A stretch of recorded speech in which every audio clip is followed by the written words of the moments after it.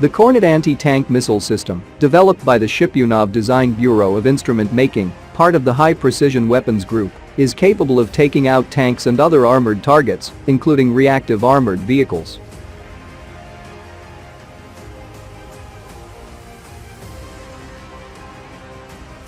The state-of-the-art Kornet D system can also strike targets in the air, with a laser beam used to guide the missile. The firing range of the Kornet D has been increased to 10 kilometers, up from 5.5 kilometers in earlier versions.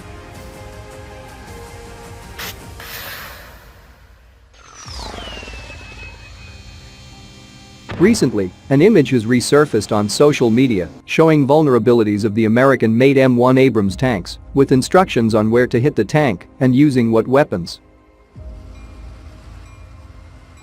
As of present, which variant of the M1 Abrams will be sent to Ukraine, whether the M1A1 or the M1A2, has not been specified.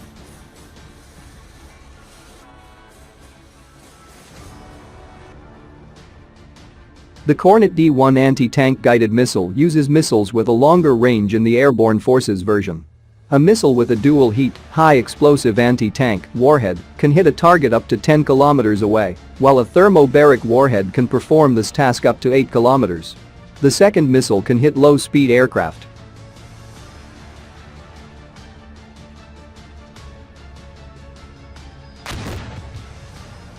The Kornet anti-tank missile system, manufactured by the Shipyunov Instrument Manufacturing Design Bureau, part of the High Precision Weapons Group, is designed to attack tanks and other armored targets, including vehicles equipped with reactive armor.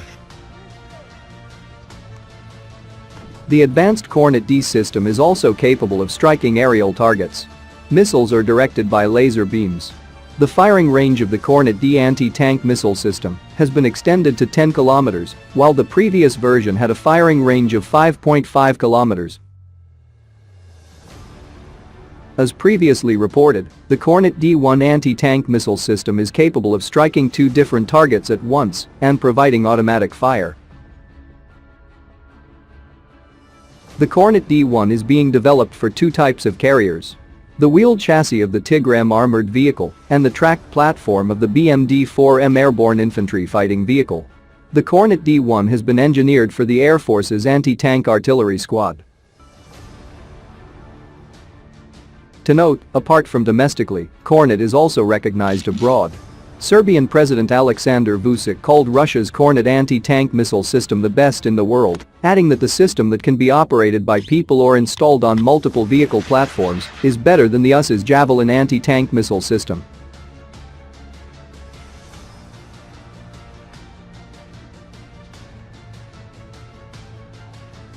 I am very happy that they have been supplied. Kornet is very important. Look how they work in Syria. Their second name is Tank Destroyer. Those are the best missiles in the world. They are slightly better than the Javelin missile system, which is also fantastic.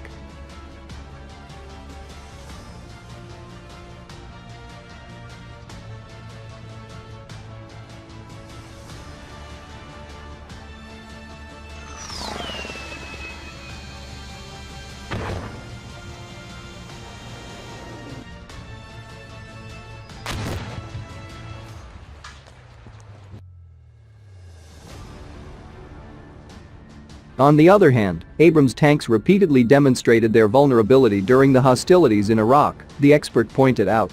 As the Iraq combat experience shows, they went up in flames.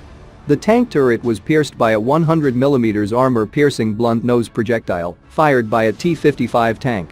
There were instances when Abrams vehicles were struck by automatic guns of both Bradley and our BMP-2 infantry fighting vehicles, he said.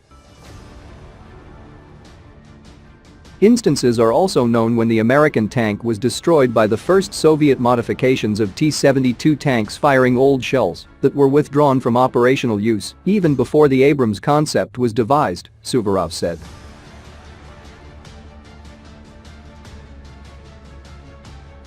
The expert also pointed to the instances when Abrams tanks were wiped out by RPG-7 anti-tank grenade launchers.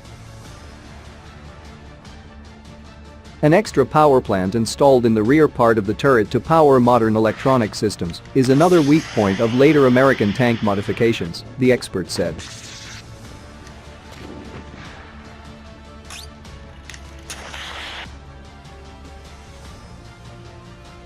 It was covered with the armor that can withstand assault rifle bullets, but is vulnerable to a 12.7mm DSHK machine gun.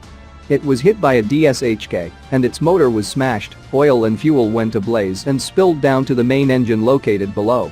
The main engine went ablaze, and then the tank itself went up in flames and burnt out, he said.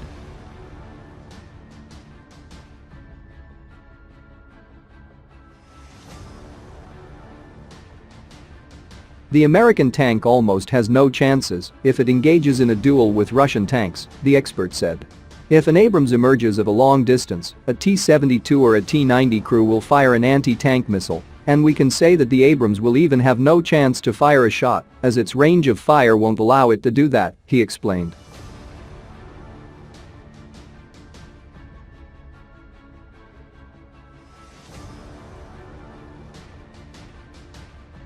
However, the U.S. tank's final efficiency depends on the commander's skills to operate it and trained crews, the expert said. Apart from the need to fill Abrams tanks with clean jet fuel, they also have more serious operational flaws. In particular, they cannot be repaired in field conditions, the expert said.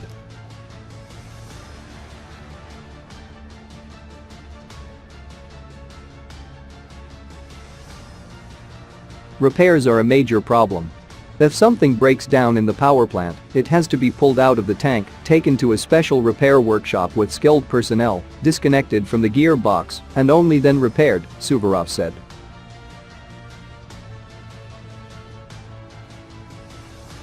The air intake system of US-made Abrams tanks is yet another vulnerability, the expert pointed out. They feature an air filter that operates similar to the equipment installed in motor vehicles. If it becomes clogged, it has to be taken out and cleaned.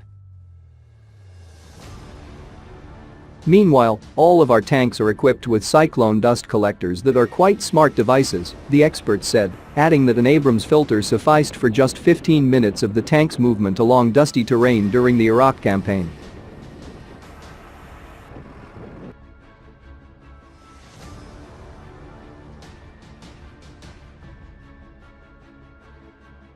This may be a major hurdle in employing Abrams tanks in the zone of the special military operation in Ukraine, the expert warned.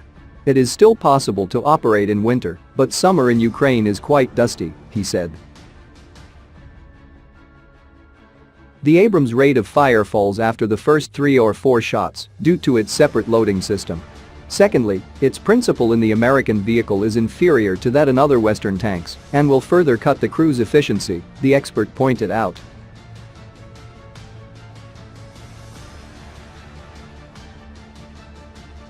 In a Leopard tank, a loader stands straight, whereas the Abrams designers sought to reduce the tank's height, and a loader inside the vehicle operates bent low, which is not quite comfortable, he explained.